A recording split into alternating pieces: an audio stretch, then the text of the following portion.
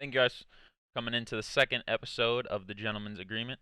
I'm Morpheus, and I'm with Mm, my co-host, yep, Brandon, right here. YBQ. And hmm today we're going to be talking about the league, like the league standings, coming up to the kind of exhibition matches that are happening this weekend, the little show matches, hmm and talking about stuff that's been happening um, in the league since we've last spoken. Um, biggest thing, one of the biggest things, is New York Subliners losing ZooMaa due to injury and just hmm not being able to play. So that is like a huge retirement in the scene. Long-standing, um, a long-standing pro player that's just been a part of the scene and integral to the community for years and years, literally a decade, over a decade. Yep. And ever since I've been playing, I know I've seen him, and he's not. I mean, he's not one of my favorite players, but he's definitely like one of the top players that you like know. Someone you Like, respect. yeah, like he's like that. Yeah. Like, I mean, I guess not, not right now, but Kyrie, like one of those players that's really really good, but like hmm you don't like he's not always in the front running spotlight like someone like LeBron James or Yeah. would be I would compare to like Scump or like someone like that, you know what I mean? Someone who's just hmm always in the spotlight. But like he is a integral part to a lot of the teams that he plays on. And Yeah. I was actually just yeah. about to say, like, steal that last part that you said. Just like when I think of Zuma, he's just someone like you said. He's just been an integral part to so many teams, and just like the way that his role was played when he still was playing. It's got him like so much respect from everyone in the community. And also like playing that role that no one else wants to play on a team and being able to do it as long as he did, as you mentioned how long he played, is like pretty impressive, honestly, if you think about it. Just getting along with like not the craziest stats on the scoreboard, but like everyone knows like yeah, like Zuma, like he's playing the game the correct way. Like he knows how to play the game super smart. Mhm. And yeah, honestly impressive that he was able to last that long. Yeah, from what And he said, he like it seemed like he was hurting and he had surgery and he came back and mhm, like it was super hard to come return.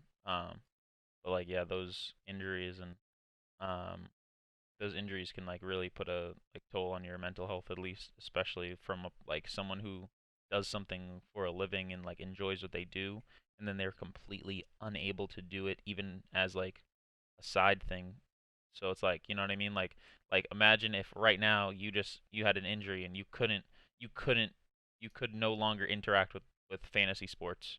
Like, you know what I mean? Like that's something yeah, like you like doing, it's your hobby, or like not even being able to play video games, like the same thing. It's like, mhm, I mean, I play video games basically every day and it's like a big part of my yeah, life in general. So like doing that in general would just like it would be so crushing to like lose the yeah. one thing that you love doing. That's definitely a way to put it in perspective. Like the thing, if you had an injury to like one of your hands or even both your hands, and just think about everything you do, in, like your day to day life. Whether for me, like whenever the Call of Duty League season gets started going again, like I'm going to be like typing a lot as like a writer. So not being able to like type the way I'm used to with my hands would be so weird. Or like playing video games that I like play almost every day, or just like doing random things on the computer. Mhm. And knowing him, being a professional player for so long, playing at the highest level, and like taking that step back and being like, yeah, like I'm just my hand is not where it needs to be right now, like health wise, and like being able to actually like notice that and still like be like, man, I got to stop and retire. Definitely respect him for that, because I know a lot of people in traditional sports will just like continue to play with lingering injuries, knowing it's bad for like their long term health, just Mhm. because they're passionate for the game. Yeah. So just being able to take a step back like that, definitely something you got to respect I for agree. sure. I definitely agree.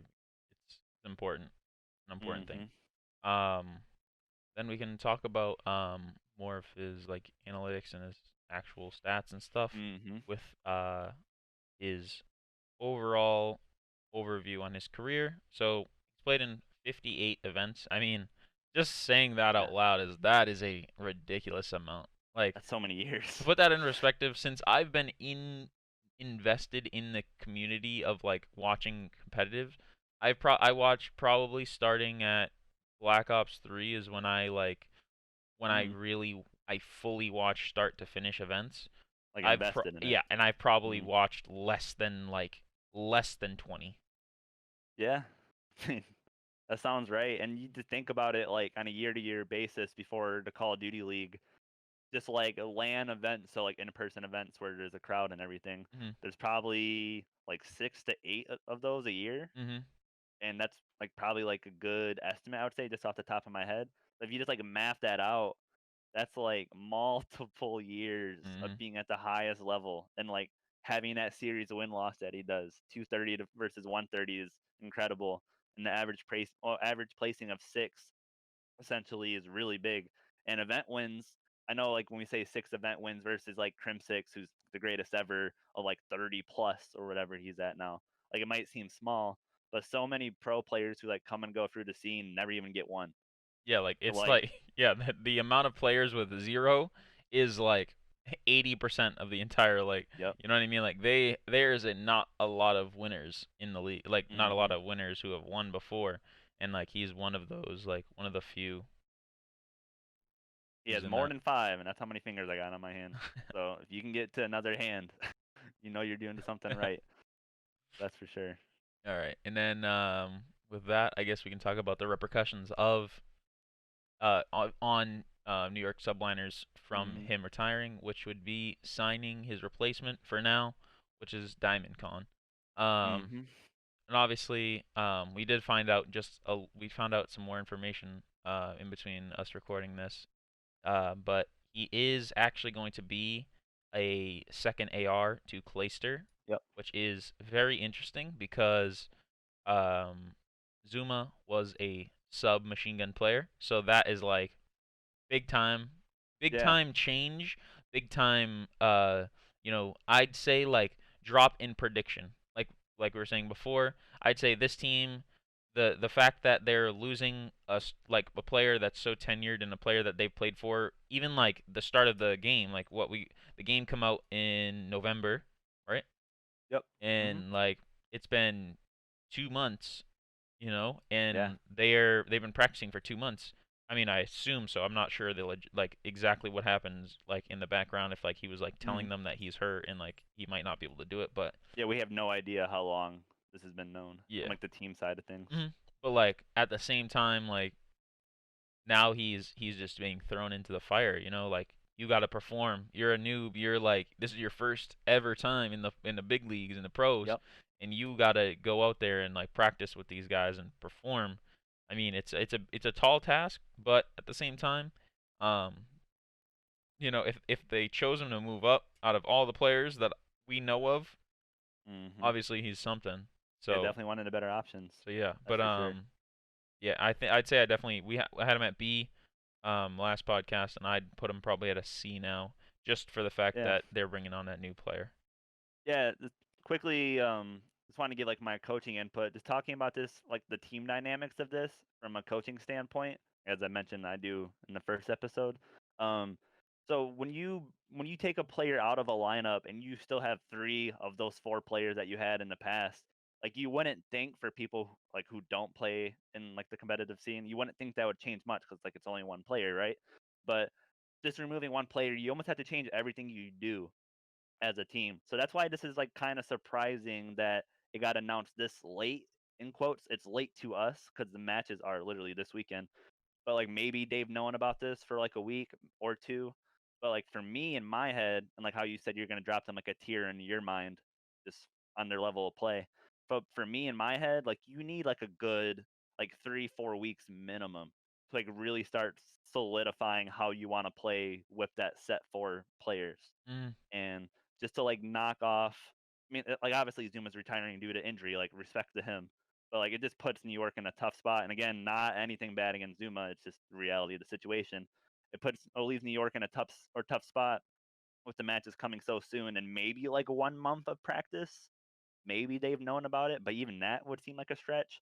So I don't know. It's gonna be really interesting to see how they play, and when we get to the launch weekend predictions, you'll see it's already reflected in the betting odds. Like they're playing the champion, they're playing Dallas Empire, but mm. like they're huge underdogs. So yeah, I mean we'll see And I mean, I'd say how it that's goes. that's correct. I mean, you're coming with the returning, defending champions into their ring, basically, of the Yeah. four who have played together for the last year and a half.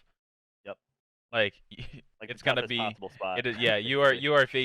you are facing the villains right now. You are not like this is the Marvel superheroes right now and you're just Yeah. like you're a normal team. So like that's gonna be difficult.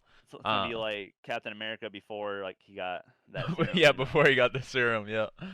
It's gonna be crazy. We'll see. Um but that being said, even talking about that little matchup there, we can Hmm. go into um They're talking the about potential potential franchise spots. Yeah. yeah, yep. So we can go on that here. So yeah, I just wanted to bring this up because just to include like current times or like current news stuff on these pods, I think will be cool just to keep everything updated. And something I just saw on Twitter in the past few days is people talking about where the Call of Duty League should expand into next. And the reason why that's even a topic is because Call of Duty League previously talked about expanding to like more teams, and the reason I heard from like a business side, the reason why they didn't do it this year is because they want to like showcase their offline events, meaning like in person with crowds, which they haven't been able to do yet. I'm sure once they can get some of those in, they'll start selling spots. But I just thought it would be cool to bring up some spots here, like where we think it would be cool to see teams go. So, what do you got in mind on Yeah. that? So I mean, we are talking about this earlier, but I mean, I'm on the East Coast. Hmm. Um, Patriots fan my whole life. Red Sox fan my whole life. I don't watch hockey cause I don't watch hockey 'cause hockey sucks. But uh, Damn, damn, I just put myself out there. people I'm on coming for watch. you. But I mean, I want Boston. I think Boston is like, looking at the places that these are from. Like Boston is just like Yeah, they need it. it's a no brainer really. Like Boston, like you already have Yeah. New York up there. You have Dallas, Florida, London, two Los Angeles teams, And think about it, Seattle. there's not Like really many like, or they don't have much East Coast exposure. Like I was just thinking about that. It's like really like East Coast, like all the teams that align that area. Like they have New York, obviously, like probably the biggest destination out there. mhm, Oh yeah, like Boston definitely needs one for sure. I'd say so. Just I mean like yeah, even what you're saying like New York is I'm a New York fan because New York East Coast, the closest I've been there the Yep. most probably out of all of these states. Mhm. Um or out of all of these like um all the states. So I mean, For sure. you know, I don't know, Yeah. to me that's what makes sense. One I was thinking, again, being like a hometown person, just thinking about like wanting a team in my state. Obviously, I'm from Michigan, pretty close to Detroit. So getting a Detroit team, I think, would actually be pretty damn like amazing. Like I would love to be able to go to games downtown, like a 30, 40-minute drive from me. And also, like how you said you're a fan of New York, or you were a fan of New York or whatever, just because that's the closest team to you. Mhm. Closest team to me is Chicago, and I'm not going to be a fan of Optic just because they're the closest team to me. I'm not going to be put in that fanboy group. No chance. Yeah, And I I was just like it's kind of funny that we're like cuz we were definitely Optic fans prior to like MW, I'd say, and like maybe like a little bit into Black Ops 4, but like definitely more to you than me. yeah, I mean, Yeah. I definitely was. I mean, I was like, I remember Black Ops 3. I remember Formal in that 1v1 versus Cloud9, where he got Yep. killed, and then Hmm. everyone on Cloud9 stood up and started yelling, and Yeah. like my heart sunk, and Down bad. I was like, damn, like this is it, huh? Like shit. And I mean, like now that I think about it, I'm like, I mean, I like it. Like all of them are cool, and like it's like the YouTube videos they make are funny and stuff. But like, it's the cult following that really kind of turns any normal people off of Yep. that sort of stuff. But I mean, like, you know, if you like Optic, you like Optic. It's not like we have friends who Hmm. like Optic, you know. So it's like it's not that deep. But like at the same time, personally, Subliners and the Los Angeles Thieves have my heart for now. Yeah. And I'll say too, just real quick before we go to the next one. I so like my nature as a sports fan outside of my hometown teams, I'm always a fan of like the underdog. Mhm. Like I want to see the underdog succeed. Like last year, I was a fan of London. Like I don't think really anyone had London as like a top tier team. They never really ended up being a top tier team, but I thought they had the potential to, and just like the personalities on that team, like specifically Scraps, who I've been a fan of for a while, Mhm. like drawed me to that team. I know, like that's like the what's the word? The contrarian approach to things, like being a fan of the team that like not everyone's a fan of. Yeah. So I will say, a few days ago, I got an email from the Call of Duty League shop saying we got like a 50% discount. So I've been waiting to announce this, who my new team is I want to be rooting for, Oh because shoot. Scraps no longer plays for London.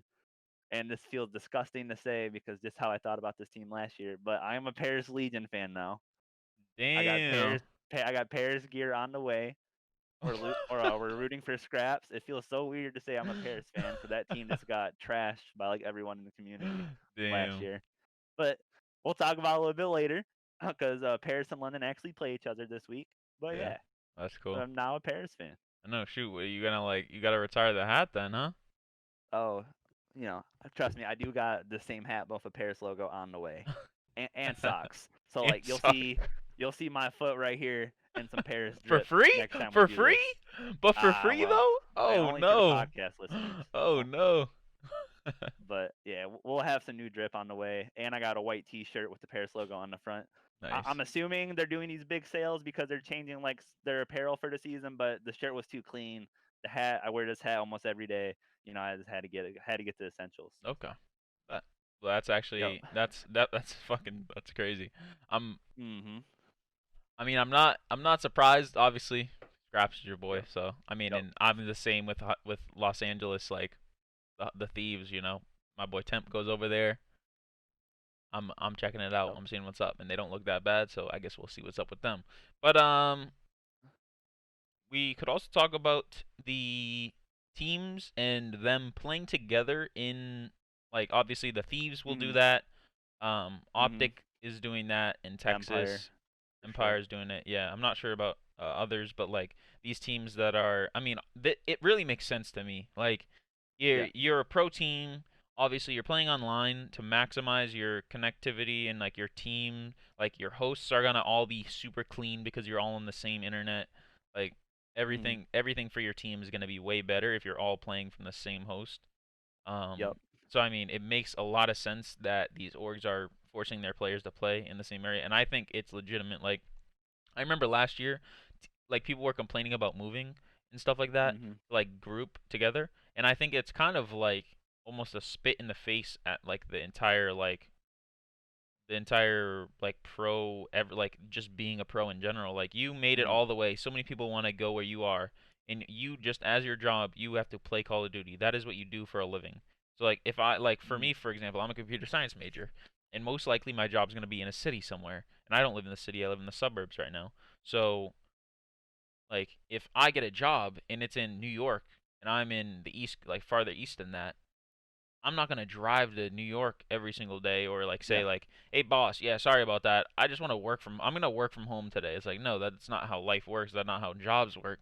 Like Mhm. especially as a professional sports and esports player, you can't you can't just like treat it like it's some like high school team. Like this isn't a high school team. This is your livelihood. Like thousands and thousands of people are watching you play, Yeah. and you're just kind of like I think I'm just gonna stay at home for now. Like, no, that's not how this works. And I think that was Mhm. like a kind of a spit in the face to like all of the AMs and everyone who wants to be a pro, people on the bench and everything. I think that was just like kind of disrespectful. Yeah, and just for some context, why we even brought this up. So obviously, COVID, yay, happened in March. They like forced the league to like shut down for a little bit and like reevaluate how they wanted to do things. And they ended up playing online for the rest of the season and for the foreseeable future of this season. But with playing online, as you know, like anyone doing anything in life online, the further away the server is your computer's communicating with, the worse your connection's going to be. So last season, and I know they're doing it again this season, the league like implemented a few servers across the United States for teams to like pick from for their matches. So that's why they were trying to have all the teams play in a facility together, like in their own respective facilities wherever they decided to play, just so like they don't have everyone spread out across the map. And I think it's like personally like a great idea. And I know probably like at least half the teams have done that already or are going to. I just heard recently on an Optic podcast that Optic Chicago does, where Formal, their main AR player, was talking about a reason why Florida was so good last year is because they had something people called the Bermuda Triangle, where they had like a triangle around the available servers that the CDL provides them, and they were almost always having someone like with really good connection or like right next to whatever the server is. So the league was trying to like make this thing where everyone's in the same facilities a thing, and apparently I was told before it was supposed to be like a rule, like you have to have everyone in the same place playing. But now it's supposed to be um like they're going at it with like a laissez-faire like attempt, like being soft on it. So like they still want teams to do it, but like apparently there's no repercussions to not doing it, is what I heard on the Optic podcast. Mhm. So like it's understandable. Like it's hard to force like anyone or like groups of people to move right now, like given COVID. Like Yeah. I get that, but like an ideal world with the online play, it would be amazing if like all the teams could like be in their own facilities. Yeah. I Just like mean, make the server thing not as much of an issue.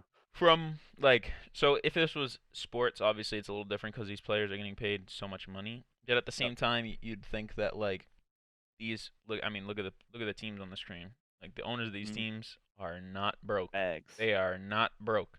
So like they should be able to at least fund like a hotel like a semi-permanent hotel stay or like a semi-permanent like something where they can stay and get to the Mm. facility easy, something like that. But I don't know the Mm. logistics in the background, but I mean that's definitely my opinion on that. Yeah. Now we can go into league play. Mm. The big bahunga. Obviously, So tweet got deleted yeah. here, but yeah. So I'll break it down real quick just to start it off. So I'm assuming I have like I'll use the word again, contrarian opinion on this, and we haven't really talked about this either. So I'll actually be curious to see what you say. But so this tweet was linked to a tweet that's deleted now from a European amateur player who leaked that the Call of Duty League is like, or I guess more so Activision, but the league and Activision are bringing a ranked play back into COD, like a hallelujah. Like I don't know why that wasn't in on drop, and it makes Call of Duty look like a tier 5 esport or whatever you Yeah. want to call it, not having a ranked play in their game.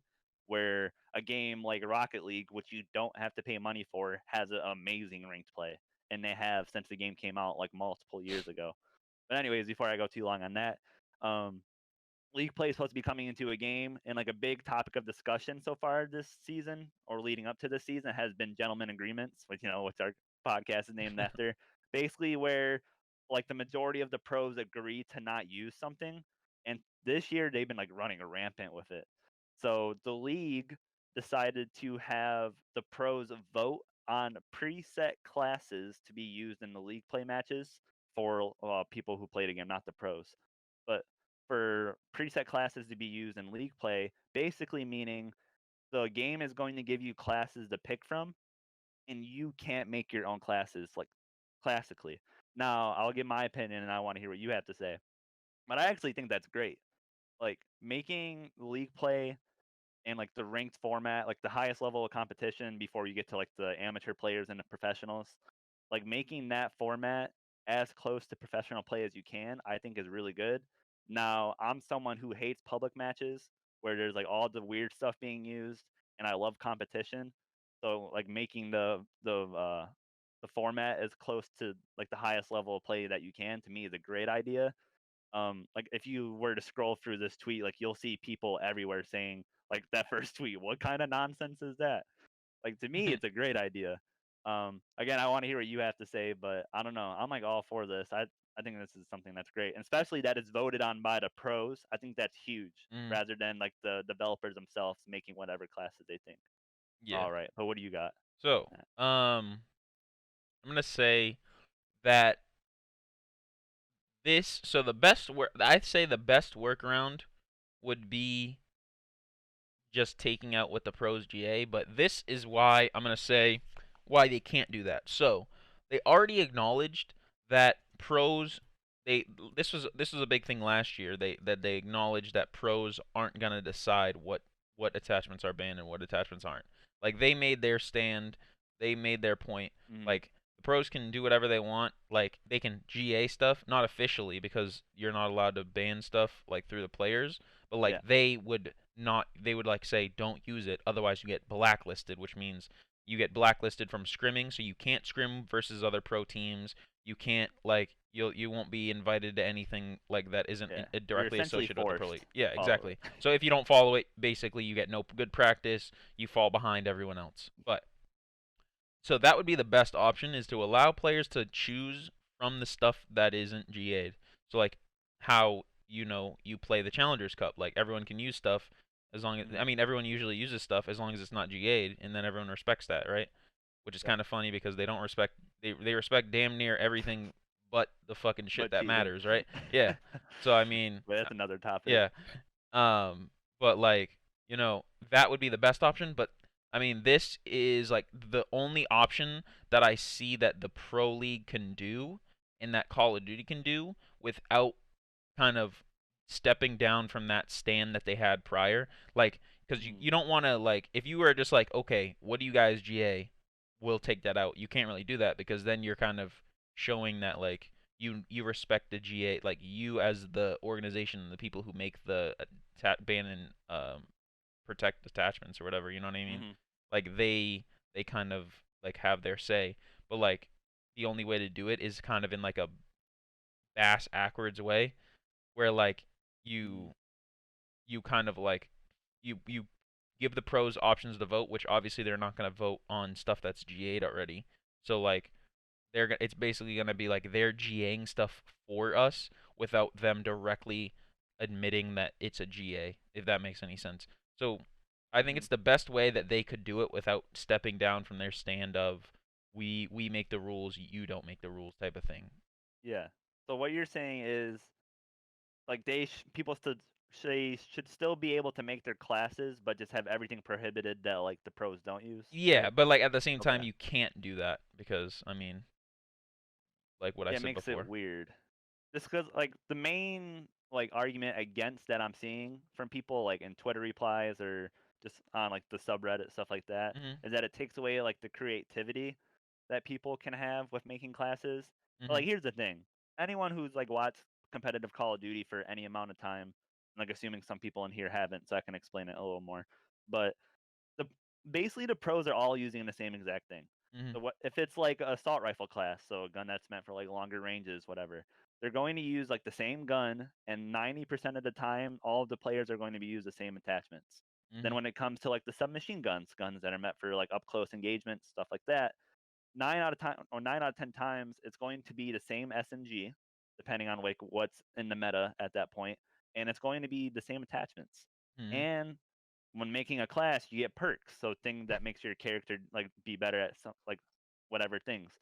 They're all going to use the same perks. So all this is to say, all the pros are going to be using the same thing. So I don't know why like a player would want creativity that would probably put them at like a disadvantage, like in just right off the bat, boom, you're at a disadvantage because you're not using the correct class. Mhm. So I don't know. Like, I don't really care about the customization, obviously. Mhm. I just wanted to use whatever the pros are using Yeah. because I know they play this game way more than I do, and they know what's right with the classes, and they know what makes sense.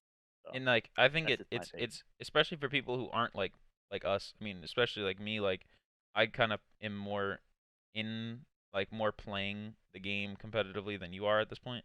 So Yeah, like these players who are gonna see like I know this is a people were annoyed by this before like people who were getting placed in World War II. I remember they were like people are yeah, just seeing the league play tag and they're clicking it and they don't know what the hell's going on and they're walking in exactly. with like big ass scopes on their SMGs and shit Like and it's Billy like Bob and his yeah, friends. yeah, exactly. And Mm, like people were getting mad about that, but like now it's just skill and knowledge in the game, which is how ranked play should be instead of like like what is the most optimal setup for like this and this and this. It's like mm, I can relate it to another esport, League of Legends, where like you get a lot of items and you get a lot of stuff, and it's like a lot of. I mean, the only way I play League of Legends, like I don't play it a lot, and I'm like gold 3 or something right now, which is like decently high, but I exclusively Google exactly what the pros are using, and I Yeah. use that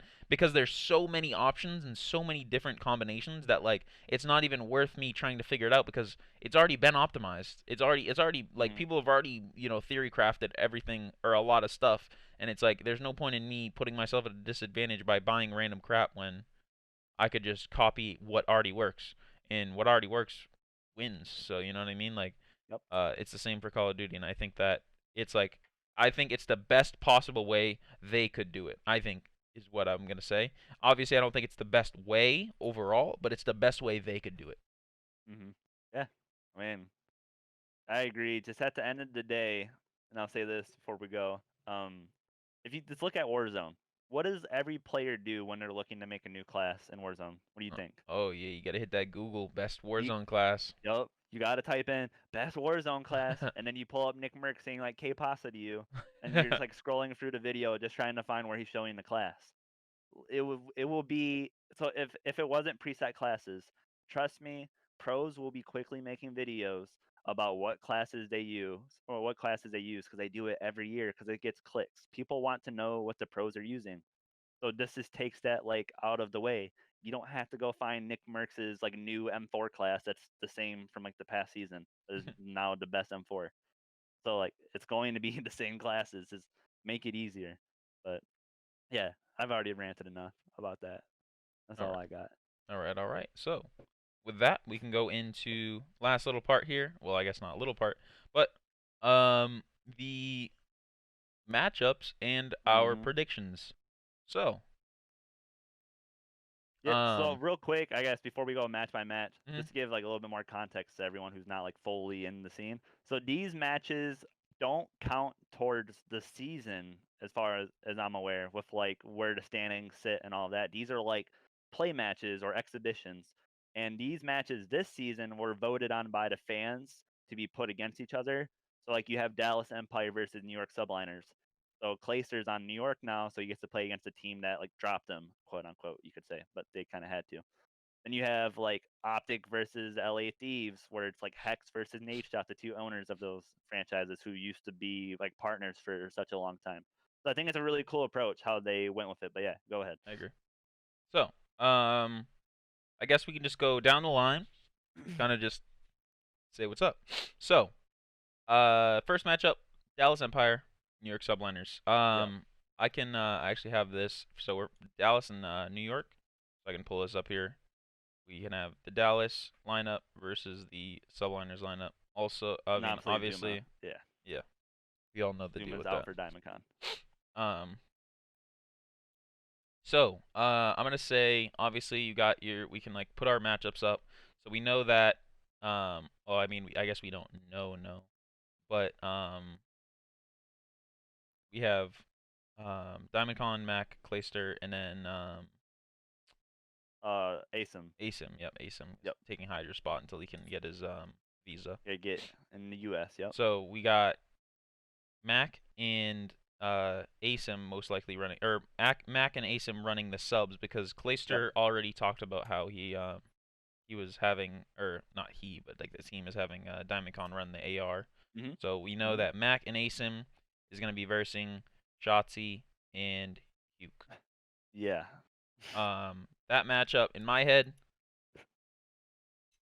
I mean, I'd probably I'd probably give it to the Dallas Empire by like Yeah.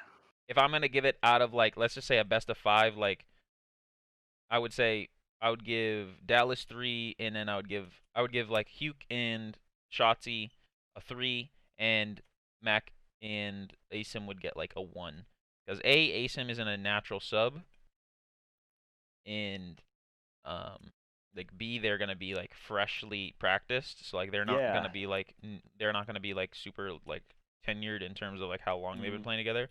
So that's like that matchup, and then the AR matchups of Illy and Krim versus Clayster and Diamondcon. Yep. Um, I mean, the team decided to stay with Krim for a reason. So I mean, I Mhm. hope that he feels like I hope the team like puts a lot of faith in him. Me personally, I'd say, I mean, obviously he's the goat. He's the best of all time. You Yeah. got to give it to Krim. And then Illy, obviously super young gun.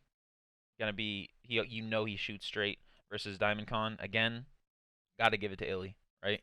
Like Yeah. they Just the that is like one that I'd give it honestly another 3-1 to them. And like with that, honestly, I could probably say that Dallas I'd take 3-1 versus Subliners. yeah, so I mean, I'll give my quick little breakdown like alongside yours. Mhm. So like Shotzi and Hook versus Asem and Mac.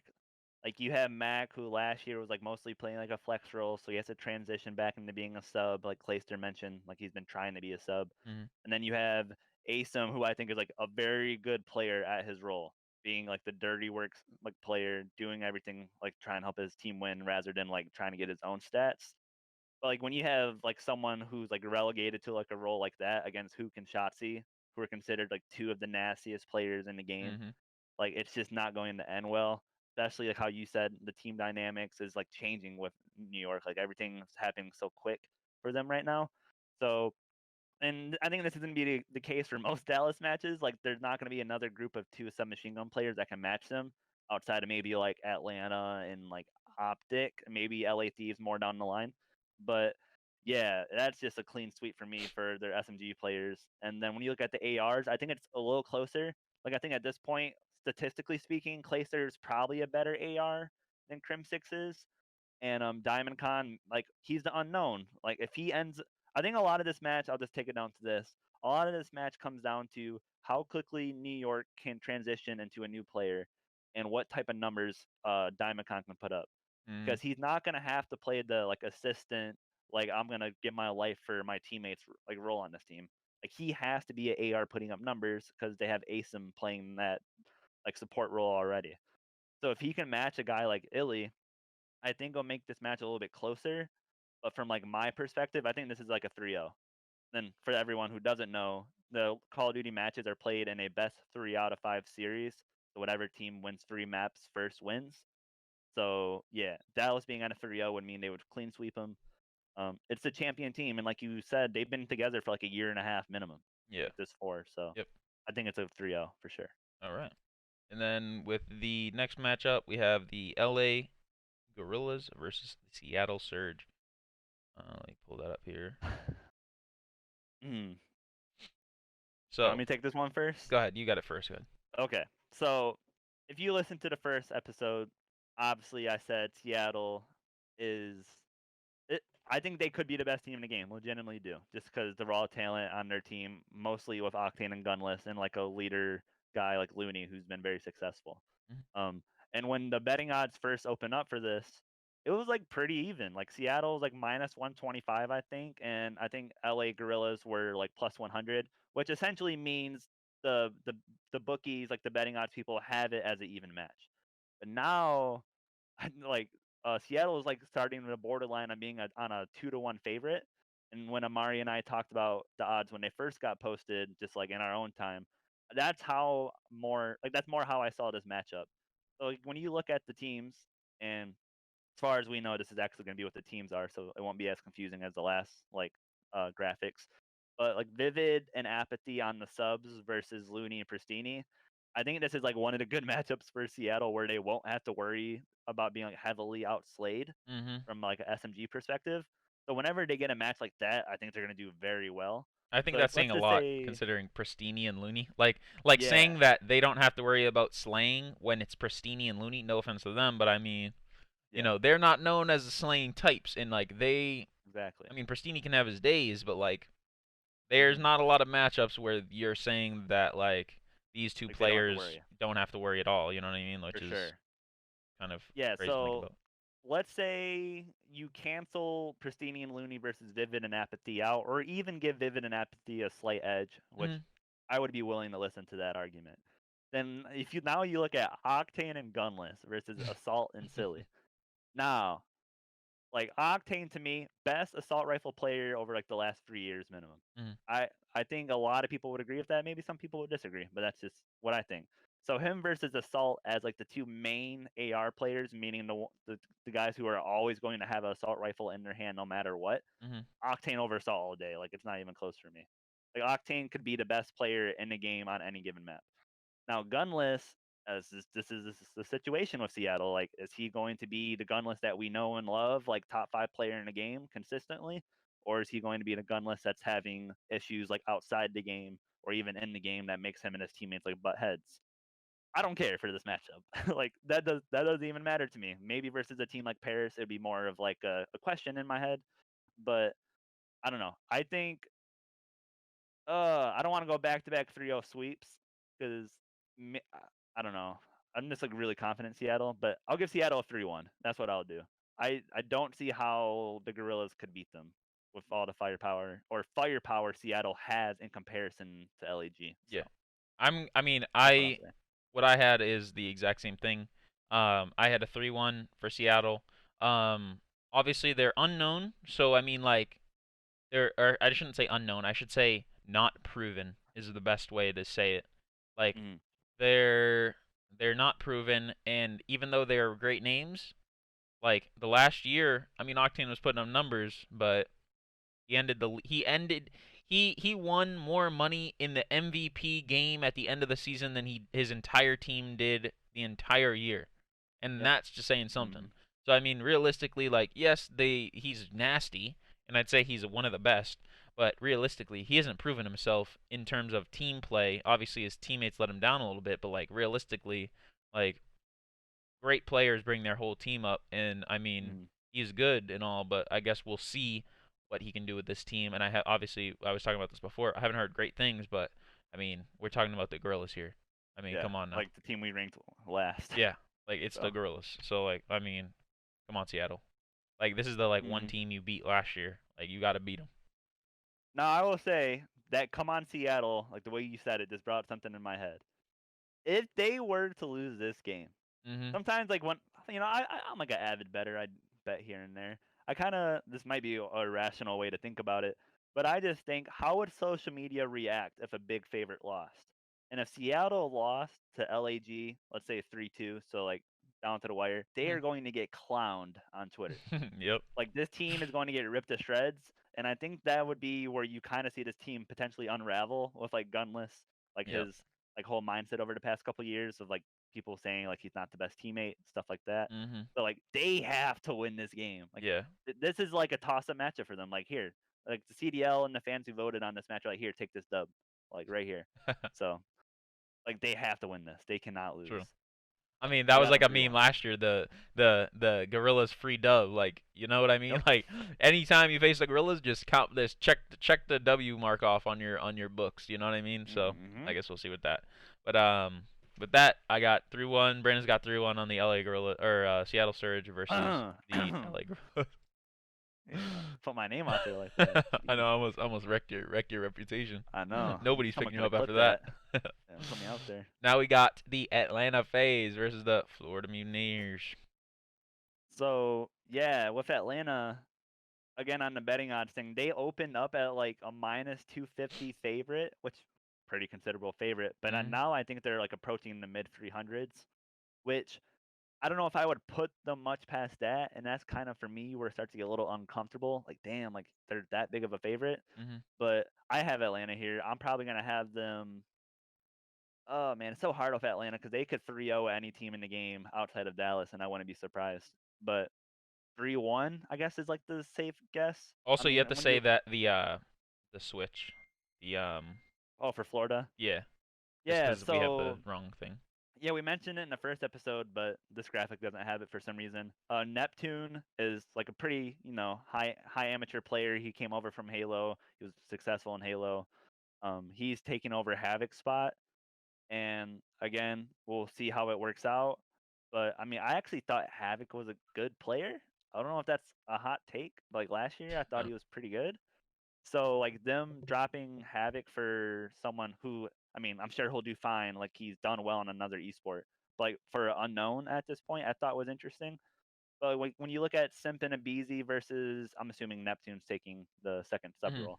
That's But what I just said. assuming it's Simp and Abizi versus like Neptune and Slacks, like come on, like like you have Simp who people could say he's been the best player in the league ever since he's came in the league 2 seasons ago, and like it's hard to argue. Like I know he didn't win MVP Mm. last year, but he was so good. I mean, like realistically, if we break it down by matchups, no team is beating FaZe, like realistically. Like Yeah. so I mean, even if you broke down the Dallas Empire in matchups, I'd probably say if you took out my memory that said Dallas Empire won last year and I just had those the You would assume 4 Atlanta. versus 4, there Mm-hmm. I would put Atlanta winning for sure. I mean like they're just too cracked. Like they're like obviously Simp and Illy being the duo that like before they broke into like their respective pro teams, like that was the duo. Yep. But like they are just too nasty. Like their Simp and Abizi is like an actual cheat code. Like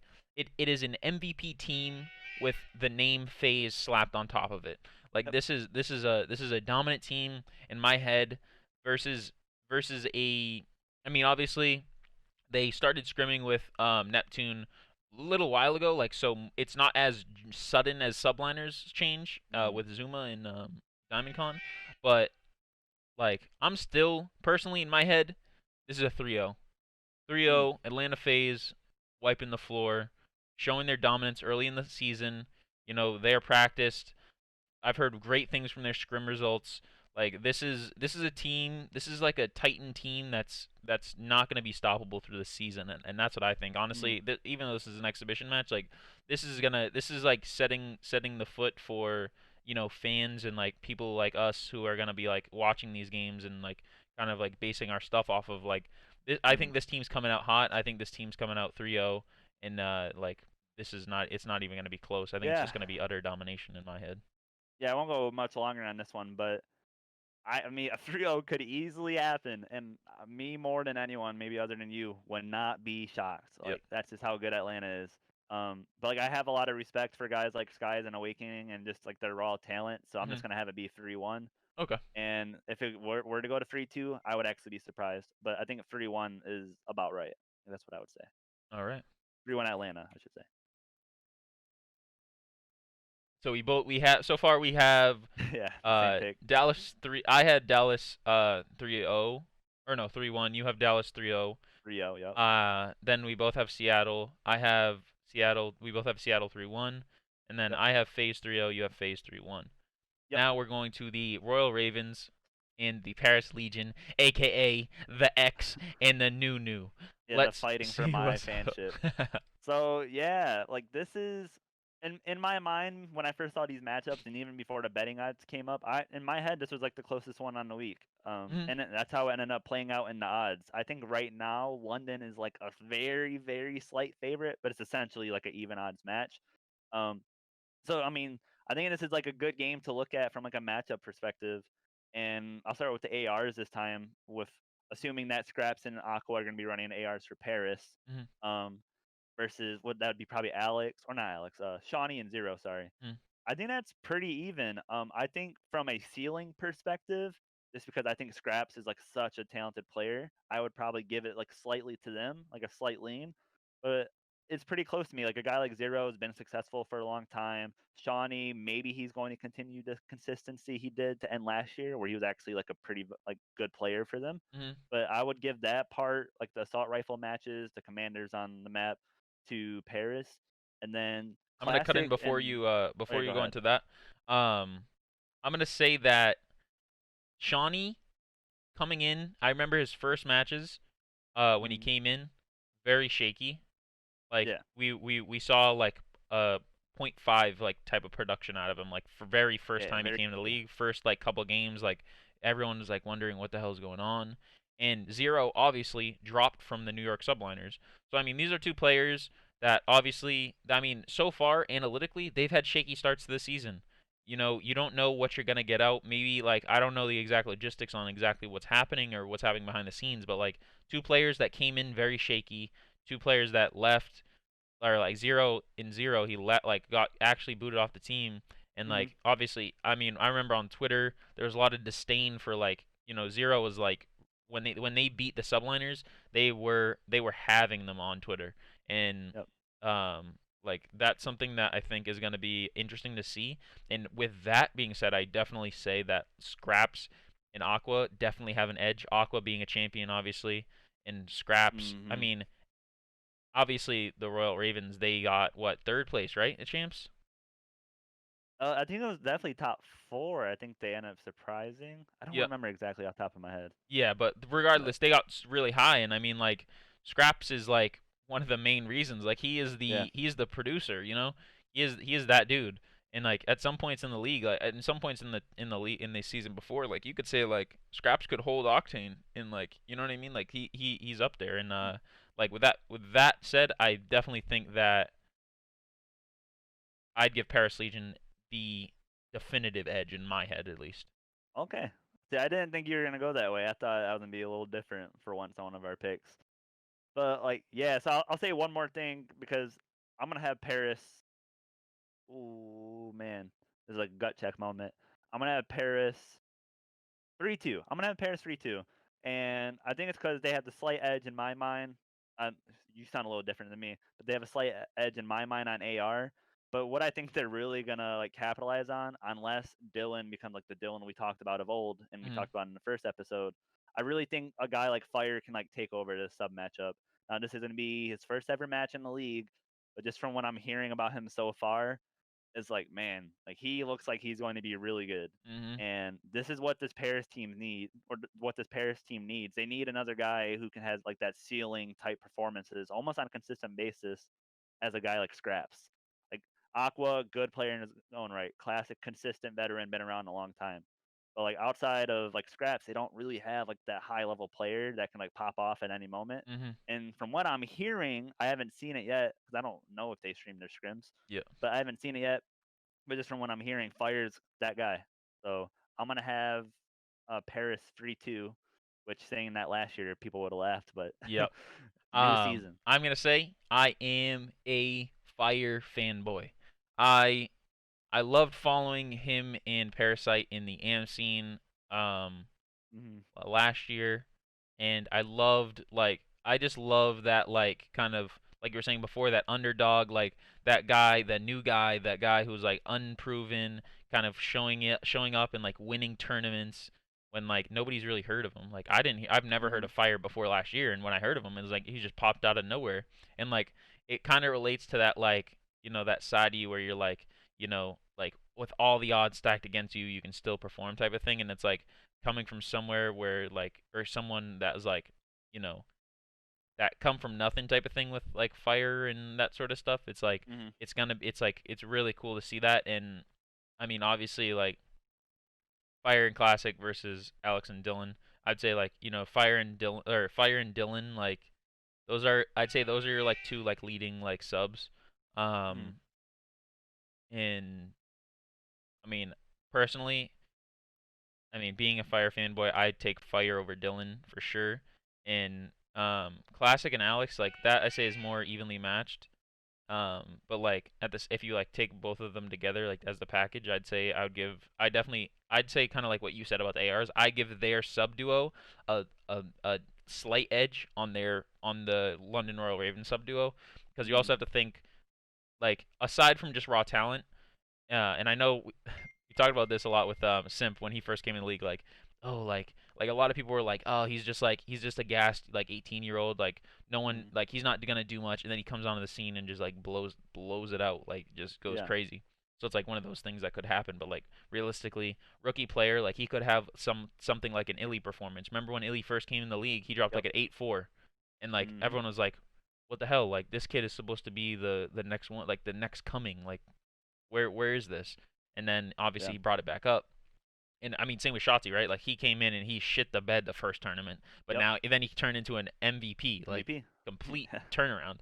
And like I would definitely say in my head, even with the I'd say large difference in AR, slight difference in subs, both go to Paris Legion. I'm gonna say this is a 3-1. Mm. Even as a Paris fan, I kind of say that, but I respect it. I respect it. And then let's go into the next matchup, which is the Ultra versus the Rocker. Yep. Yeah, so this is another one in the matchups where I saw it was in my mind before we saw the betting odds when we had that discussion. Hmm. Another one where I thought it was pretty close on paper. London and Paris more so than this one, but like I got Minnesota here, and at the time they were like a pretty big underdog when the odds first dropped. They were on like the plus 170 range, which is like now they're favored, so you can see Yeah. like the amount of money that's coming in on them. But it's it's funny because we've been breaking all these matches down like roll by roll. But I mean Minnesota, it's hard to say. Yeah, I But mean, look at so that freaking roster. That looks yeah, just crazy to me.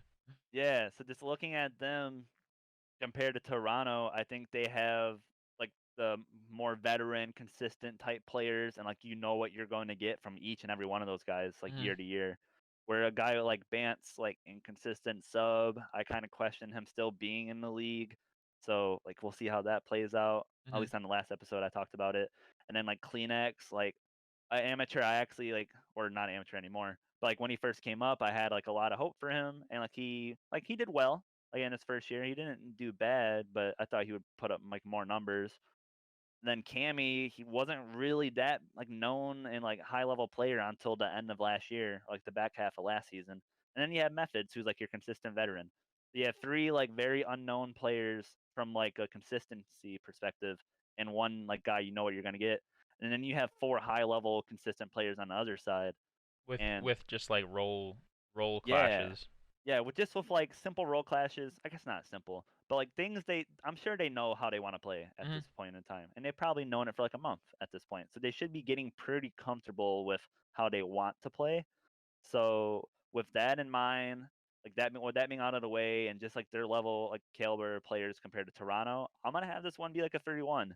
And it was really surprising to me that they open as a sizable underdog, but I should have bet that right away.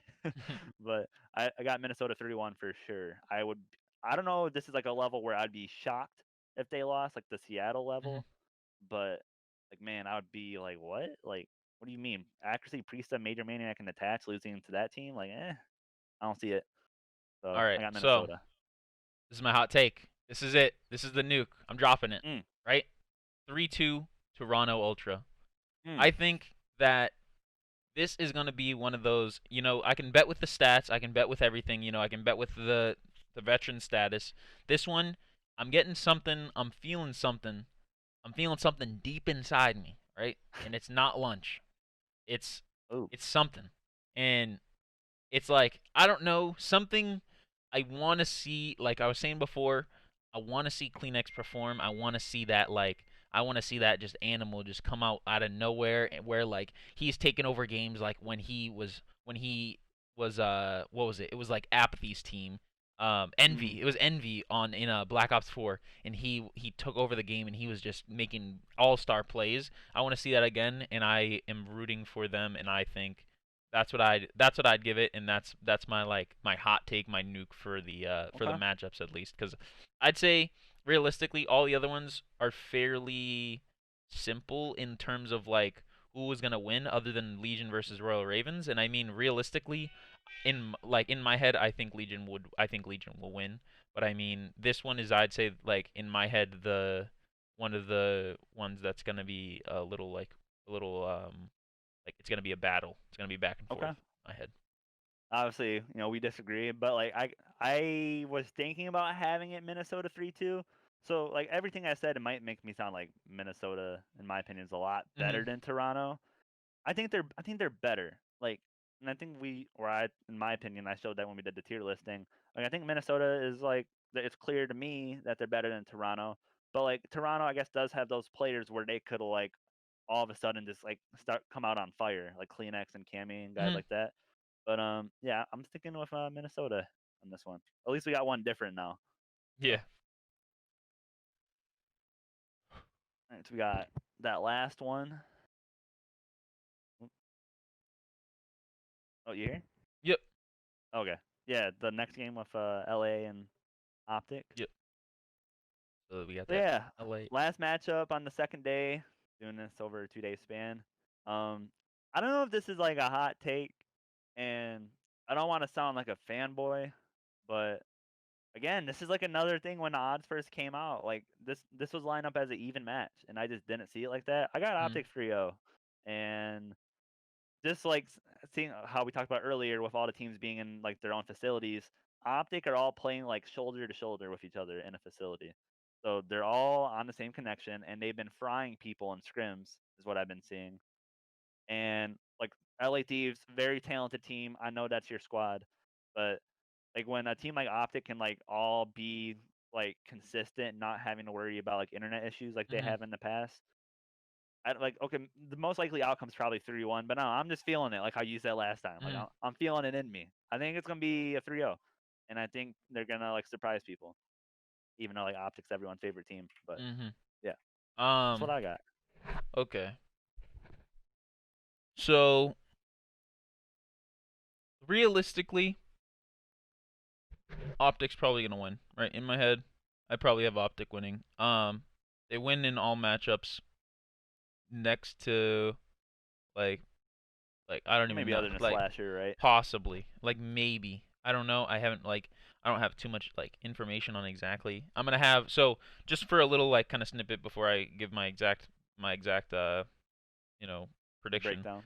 Mm. Um, I'm gonna have me and Brandon are gonna have fully updated stat sheets. We're gonna be able to bring more in-depth stats every single every single like week, and every single matchup that Mm. happens. We're gonna bring more updated stats and stats that you are not gonna find anywhere else. You're not like stats that you won't get from the box scores. You won't get from these other guys that are having these box scores out. So I just want to put that out there before. So we're gonna have way more analytical data and stuff to kind of put on these teams and these matchups that other places are gonna have. So stay tuned for that. But with no real data yet on this game and them in general, I'd say like in raw talent, I would just put Formal over Slasher right now, just because obviously, I mean, like if you're gonna put a list of ARs, like I'd say you put Formal over Slasher every time, most of the time. Like every time, like prior to like the last year, maybe, Yeah, and then like like pre-Black Ops before 4. that, yeah. And then I'd say you probably put Formal up top. So I'd say I give like almost everything to Optic, but I mean like LA Thieves are my guys, and I want to vote for them, but I'm gonna have to give it to Chicago, and I'm probably gonna say a 3-1 in my head. I'm gonna say. I thought you were gonna pick LA. I'm I mean surprised. I already dropped my nuke. I don't want I can't be too crazy, and I love the boys, but like don't let me get too crazy now. And the Um craziest part about that too is we both feel like very comfortable Optic's going to win this, yeah but like the betting odds had it open as an even match, yeah and it's already flying in Optic's direction, like I mentioned. But I yeah. just thought that was interesting because we both feel like just I wasn't sure how you were gonna talk about it, but like I hmm knew how I was. But now that you're even saying like Optic's 3-1, you feel pretty like hmm feel pretty good about it. This shocked me that those odds were yeah. the way they were. And I'm gonna say this right from anybody who's watching this from a betting perspective. This is not the same as like other sports teams. People who bet, there's a lot of naive, like just new betters, and a lot. I'd say over 60% of the people who watch Call of Duty are Optic fans. So the the betting is going to sway for Optic 99% of the time, no matter who they Mm. face. And it is not even like a realistic analytical data that is like giving you this. It is just people betting who In their fandom. who only Mm. want to bet because they love Optic and Scump is their king and their dad. Like this is like so. I mean, from that perspective, the odds are gonna be swayed a lot. And I mean, realistically, like yes, Optic has a big like a big difference in players, but at the same Mm. time, like depending on where the stats lie at the I mean depending on where like the odds lie at the end, it might be worth us like a little bet on the LA Thieves at that point once it sways super far because I'm not sure what it's at. What do you know what it's at right now? Do you have that up? Yeah. I gotta hit a F5 real quick. During the show, Optic is minus 145. The LA Thieves are plus 105. Oh yeah, So no. they're. That honestly is still worth Oh Optic yeah, still there. Like that is for still sure. close enough where I'd say, but like if it gets down to like I know, would you say where Atlanta versus the Florida Hold on, Mutineers? hold on. Before I answer that, I refreshed this, and now Dallas is up to minus 500 versus Dang, the New York Subliners. Which, hold on, quick calculation. If you bet $1 on Dallas to win, you would win 20 cents back, that along is with your dollar. ridiculous. But so you were wondering what Atlanta's lined at now? Yeah. Is that what you're saying? So Atlanta phase right now are minus 335 to win, and Florida is plus 230. Mhm. which Okay. Florida, I still think Atlanta wins, but Florida at that line is kind of like a good value, Yeah, in my opinion. that's what I'm thinking. But yeah, in general for optic betting, a lot of the lines are gonna like in the future, like a lot of line. Obviously now like people aren't really. It's not the season hasn't started yet, so a lot of those fans haven't like taken notice to this stuff. Came back, yeah. But like in the future, it's always great to take a look at that specific optic matchup because optic is like it's not comparable to any sport team, maybe like the Patriots, I guess, but like even then they're not like they're not that much they don't make up that much percentage of the viewer Yeah. base and the people who are betting. But like Optic Mm. is such a large viewer base and like part of the community that like they are gonna be swayed heavily like regardless, Yeah. um, just because of the amount of people. But yeah, So I'll run through our predictions real quick before we close this thing sure, out. But so for the first match, Dallas and New York, I have Dallas 3-0. I think you said Dallas 3-0 as well, right? Or you said them 3-1? 3-1. Okay, so yeah, 3-0, 3-1. And then this is just like the way I type this in order. I don't actually have the match order. Okay. But I had Minnesota 3-1. You had Toronto 3-2. Mhm. We both actually no, you took Optic 3-1. I took Optic 3-0 versus LA Thieves. Yep. And then for Paris versus London, I have Paris 3-2. You have Paris 3-1, if I remember correctly. And then Seattle versus the LA Gorillas, I have Seattle 3-0. You have Seattle 3-1, I think. And then Atlanta versus Florida, I have Atlanta 3-1. You have Atlanta 3-0. Yep. So we got one difference there, and we're gonna be keeping track of these, just to see how him and I line up as like a fun thing to do for the show, and excuse me, do these predictions every week whenever the matches are coming up. So it'll be fun. Will be fun. But yeah, with that being said, that is the end of episode 2 of the Gentleman's Agreement. Yep. Um, it has been fun talking about this Yeah. stuff. It's gonna be interesting for this upcoming little matchups and exhibition matches. Mm. But I've been your host Morpheus, and this is my co-host Brandon, Mr. Brandon. and Yes, we sir. are out. Peace.